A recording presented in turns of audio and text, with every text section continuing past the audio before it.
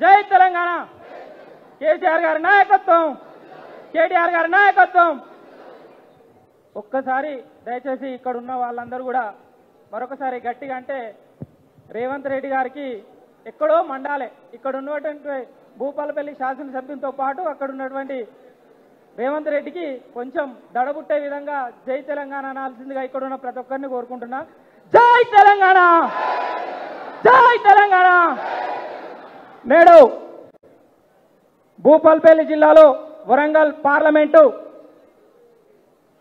స్థాయిని ఈరోజు మన భూపాలపల్లి గౌరవ బీఆర్ఎస్ అధ్యక్షురాలు Warangal fire brand ZP chairman గారు గండ్రజ్యోతి మేడం గారికి నీతికి నిలువెత్తు నిదర్శనం మన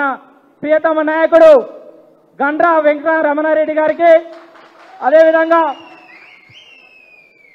1999, 2004, 2009 మూడు సార్ల మరి ఎమ్మెల్యేగా మరి బీసీ నాయకుడు మన ఇన్ఛార్జ్ మాజీ మంత్రివర్యులు అన్నగారు బసవరాజ్ సారయ్య గారికి అదేవిధంగా ఇక్కడ ఉన్నటువంటి మాజీ స్పీకర్ గారికి వాసుదేవరెడ్డి అన్న గారికి రాకేష్ రెడ్డి అన్న గారికి సాంబరావు అన్న గారికి అందరికీ కూడా సభకు నమస్కారాలు తెలియజేసుకుంటూ ఉన్నా మరి ఇక్కడ కూర్చున్నటువంటి మన అభ్యర్థి నికార్స్ అయిన మాదిగ బిడ్డ అన్నగారు వరంగల్లో రిక్షా దొక్కి ఎంతో కష్టపడి ఒక ఉద్యమం నుండి ఉద్యమానికి పాటుపడి కష్టపడి మరి ఈరోజు పార్లమెంట్ అభ్యర్థిగా మన ముందు కూర్చొని ఉన్నాడు మరి మనం అందరం కూడా కింది స్థాయి నుండి కష్టపడి పైకొచ్చినాం కాబట్టి ఉద్యమకారులకు ఎప్పుడైనా గుర్తింపు అనేది పార్టీ తప్పకుండా ఇస్తుంది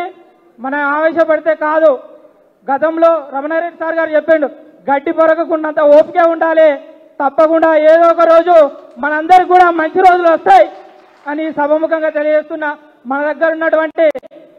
ఓల్గా తెలంగాణ రాష్ట్రంలో జరిగినటువంటి ఎలక్షన్ వేరు భూపాలపల్లిలో పార్లమెంట్లో ఎలక్షన్ జరిగింది వేరు ఇక్కడ వెన్నుపోటు జరిగింది దగ్గరుండి వెన్నుపోటు పొడిచారు కానీ అలాంటి భవిష్యత్తులో పునరావృతం కాకుండా మనందరం కూడా చూసుకోవాల్సిన బాధ్యత మా అందరి మీద ఉంటుందని ఈ సభముఖంగా మరొకసారి తెలియజేస్తా ఉన్నా రేవంత్ రెడ్డి గారు అధికారంలో 6 గ్యారంటీలు 13 హామీలతోని మన ముందుకొచ్చి తెలంగాణ ప్రజానికాన్ని మొత్తాన్ని కూడా మోసం చేసి అధికారంలోకి వచ్చిన వాటా వాస్తవం డిసెంబర్ 9 పోయింది ఫిబ్రవరి పోయింది దాని తర్వాత ఆగస్టు 15కు టార్గెట్ పెట్టుకున్నారు రేపు నా పెళ్లి బోర్డు మీద రాసుకున్నట్టే ఉంటుంది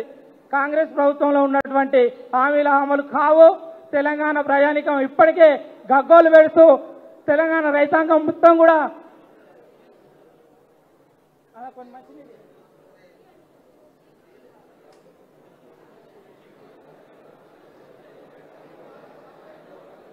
సారీ దయచేసి ఏమనుకోవద్దు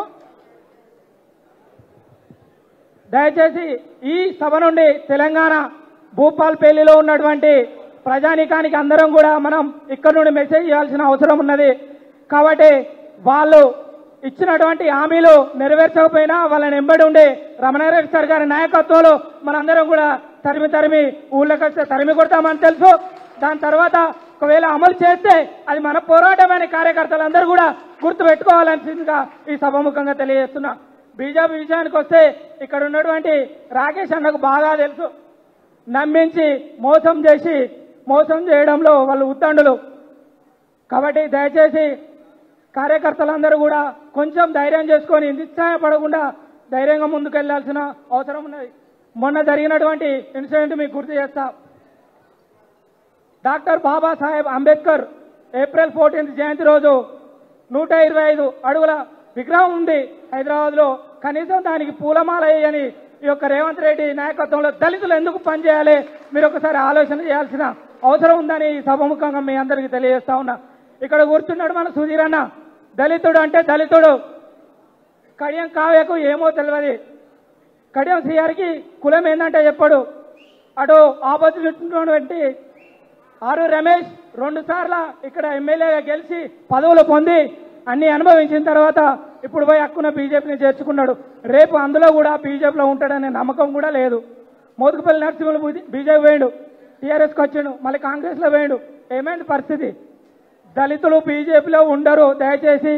బీజేపీని దళితులు ఇక్కడ ఉన్నటువంటి ఎవ్వరు కూడా నమ్మొద్దని సభాముఖంగా తెలియజేస్తా ఉన్నా. దయచేసి మన దగ్గర ఉన్నటువంటి తక్షణ కర్తవ్యం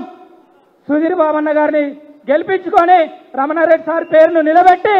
మనం ఏందో మరొకసారి నిరూపించుకోవాల్సిన అవసరం ప్రతి ఒక్క కార్యకర్త మీద ఉంది. ఇట్లా గల్లెగరేసే విధంగా ప్రతి ఒక్కరు కూడా